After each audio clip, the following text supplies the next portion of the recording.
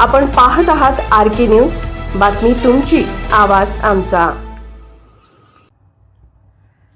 गांधीनगर येथे तंबाखू विरोधी धडक मोहीम, 27 जणांवर कारवाई, 5,400 रुपये दंड वसूल।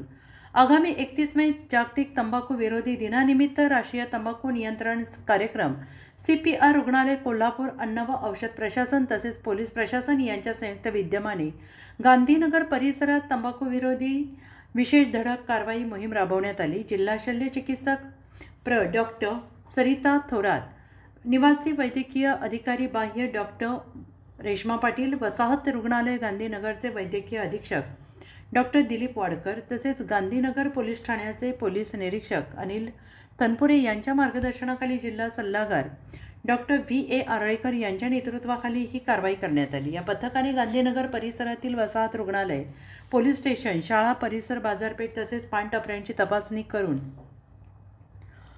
COTPA 2003 अंतर्गत नियमभंग करणाऱ्यांवर कारवाई केली आहे। सार्वजनिक ठिकाणी धूम्रपान करणे, तंबाखूजन्य पदार्थांची विक्री करणे तसेच कोटपा कायद्याचे उल्लंघन करणारे एकूण 27 जणांवर दंडात्मक कारवाई करण्यात आली।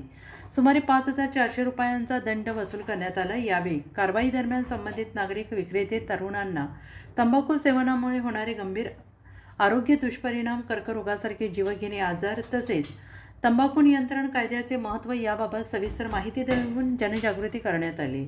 तरुणांमधील वाढती व्यसनाधीनता चिंतेची बाब असल्याने आगामी काळात अशा प्रकारच्या संयुक्त मोहिमा अधिक व्यापक आणि प्रभावीपणे राबवण्यात येणार असल्याचं डॉक्टर VA आरळेकर यांनी म्हटलं आहे। सदर कारवाईत अन्न व औषध प्रशासनाने अन्न सुरक्षा अधिकारी श्री RP पाटील, डॉक्टर तेजस्वी पवार, श्रीमती चारुशीला खंसे, क्रांती शिंदे, मंगल चव्हाण, क्लरा चोपडे, गांधीनगर पोलीस ठाण्याचे PN खाडे यांनी या शोध मोहिमेत सक्रिय सहभाग नोंदवला।